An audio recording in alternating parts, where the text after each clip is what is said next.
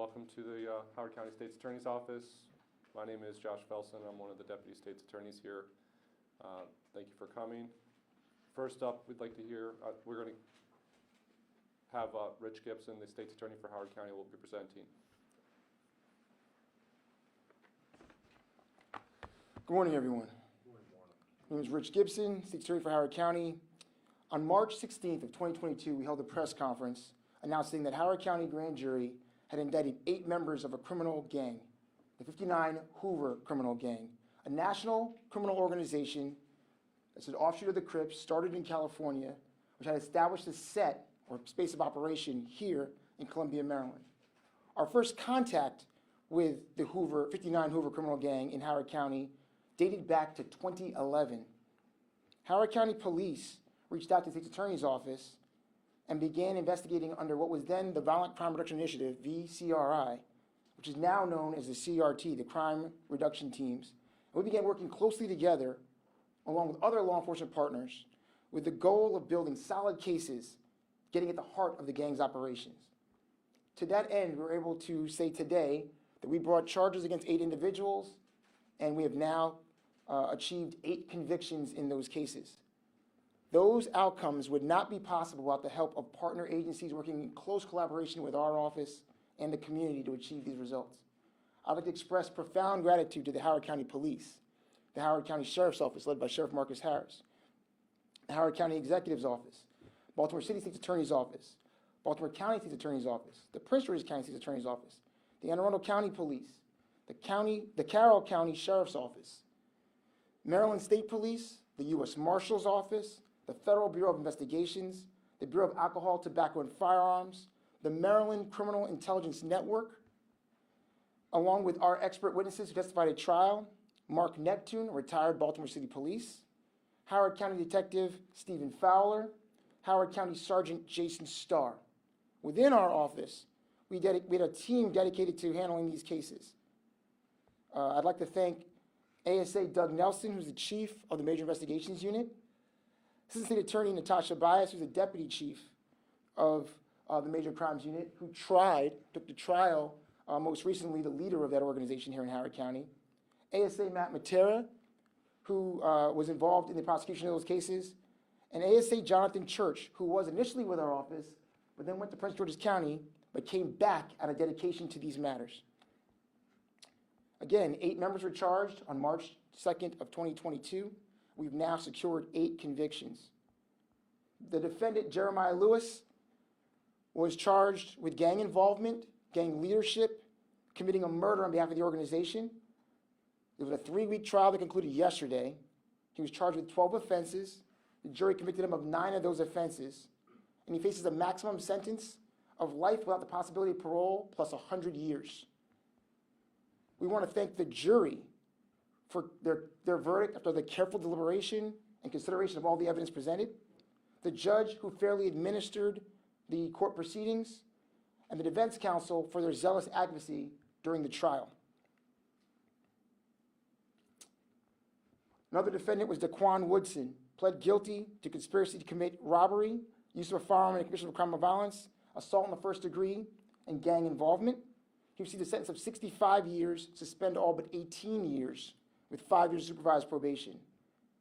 Mr. Anthony Jenkins pled guilty to gang involvement, conspiracy to possess a firearm after disqualifying crime. His sentencing is scheduled later on this month. Terrence Hucks pled to possession with intent to distribute marijuana and gang involvement, was sentenced to 15 years, suspend all but 4 years with 5 years supervised probation. Justin Harper pled guilty to gang involvement, illegal possession of ammunition, was sentenced to 16 years, suspend all but 9 years with 5 years of supervised probation. David Wainwright pled guilty to CDS possession with intent to distribute and gang involvement, received a sentence of 15 years, suspend all but 8 years, 5 years supervised probation. Antonio Haywood pled guilty to gang involvement, was sentenced to 15 years, suspend all but 4 years with 5 years supervised probation. And Tavon Hawkins pled guilty to participation in a gang, sentenced to 15 years, suspend all but 4 years with 5 years supervised probation. One of the probationary terms for all these defendants that they not associate with any other gang members, among other things. They must not violate any other laws. To the family of Jaden Ely, whose life was unjustly taken as a result of the defendant's actions, there's no way that we can adequately compensate them or make right the pain they feel and address their pain, but we hope that we can provide some semblance of justice to the outcomes of these cases. Howard County is a little safer now as a result of these cases being charged, successfully prosecuted. Our most essential partner in all of this, in terms of public safety, is the community itself, and I encourage you all in the community to continue to speak up if you see anything wrong. If you feel anything's out of order, see something, say something, please. Thank you very much. Next up, we'll have County Executive Dr. Calvin Ball. Well, good morning and thank you for being here. Every day, our tireless public servants at the Howard County Police Department, State's Attorney's Office, and Sheriff's Office work collaboratively to ensure the public safety of our residents and visitors. While the majority of the work they do may be unseen by many in our community, their efforts do not go unnoticed.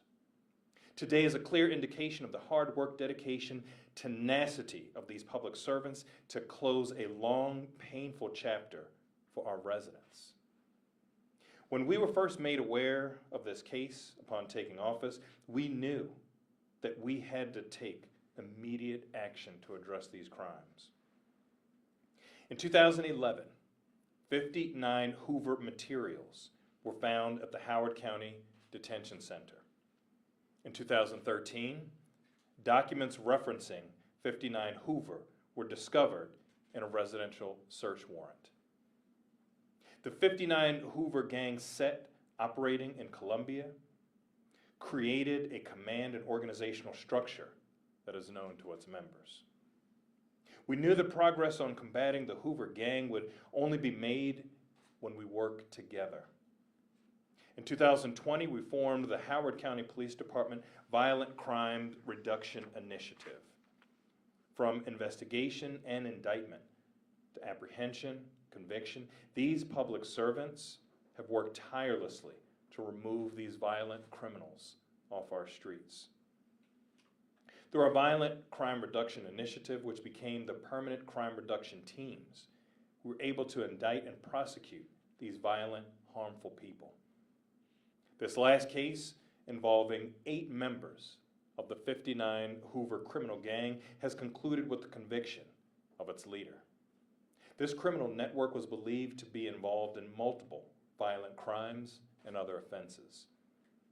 We've taken a giant leap forward together in our progress to uphold public safety in our community by holding these violent criminals accountable for their actions, and our community is finally receiving some closure on these crimes that have disturbed going back a decade.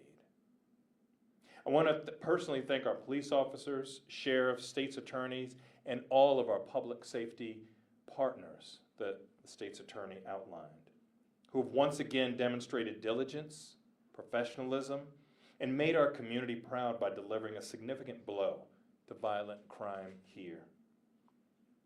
They have fully used the resources and support for crime prevention that we have given them to make a difference for the better. It's because of them that criminal activities of the 59 Hoover gang have been severely disrupted. Through these efforts, we continue to combat gangs in our community together.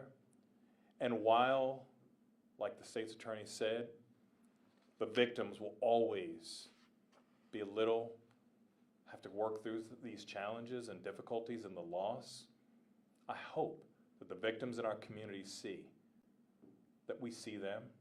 We will work together to hold these gangsters accountable here in Howard County and beyond. Thank you.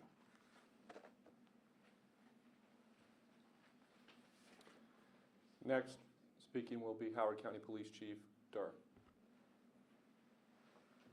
Thank you. Good morning. I want to thank State's Attorney Rich Gibson and his team for their partnership and commitment to bringing these critical cases to justice.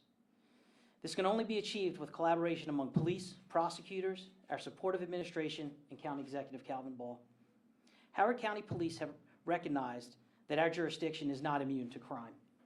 In this area, a group known as the 59 Hoovers were developing a presence in some of our neighborhoods. In late 2020, our investigators determined that many, if not most, of the serious crimes in Howard County could be linked to this small group. Investigations of guns, drugs, and violence kept leading to the same suspects.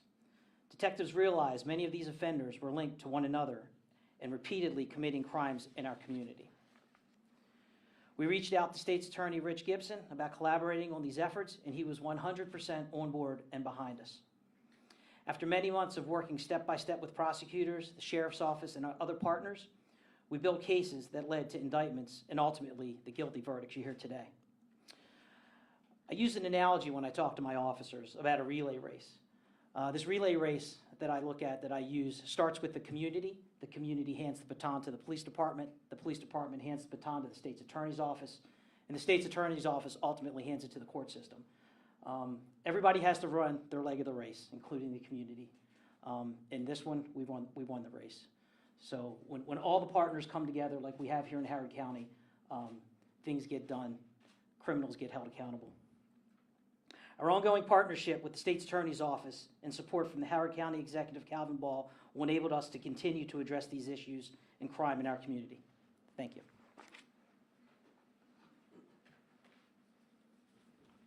At this time, we can open it up to any questions. Ken Duffy with the Yale News Radio. Can you say for sure to the community that the 59 Hoover gang has been neutralized completely, or are you still playing a game of whack-a-mole trying to take them down? No. So crime is an ever-present issue, and I don't think you can ever completely relax. That's why I close with the statement of saying we need the community to be vigilant. We've taken a significant step in reducing their involvement here in Howard County.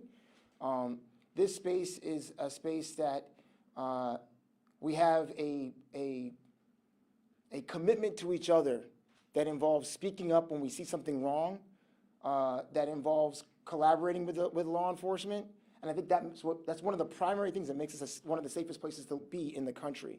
As long as we keep that mentality, as long as people continue to look out for one another and speak up when they see things that are in error, we can work together to ensure that our safety remains a paramount virtue for this community. And do you know why this gang actually originated here or started here? Because they originated on the West Coast. So how do they migrate over here to the East Coast and chose Columbia of all places? So it's a national organization, right? And so they're not, while they started in LA, they spread across the entire country. I think that Howard County, if you look at gangs, the pressure point for gangs is other gangs and law enforcement and the community, right? And if you operate in a clandestine way, if people don't know what to look for, right, then you can operate with a degree of impunity, right? There aren't a lot of other gangs operating in this community, so there's not a lot of pressure from other criminal organizations, like other jurisdictions can't say the same thing, right? And so this was a safe place for them to operate for a while. They were engaged in all the things that gangs engage in, the violence, the drugs, the gun offenses, and through hard work and dedication from all of the partners I've listed and the partners you see present today, we were able to, again, make our community a little bit safer. And if I could ask one other Sure. question, it's kind of an off-topic question maybe for the police chief. We had a series of armed robberies of kids. I believe 4 kids were robbed in the span of about an hour or so. 2 of them, I think, were by Hammond High School. Any update on that? I believe you already said you believe they're connected, but anything you can tell us more about? So it's an ongoing investigation. I can't comment a whole lot on the ongoing investigation. Just like the national surge, we have a surge in Howard County, like in all the counties of some of our young people committing some of these criminal acts. Again, we've assigned that to a detective, to our detective bureau, and they're going to be looking into that.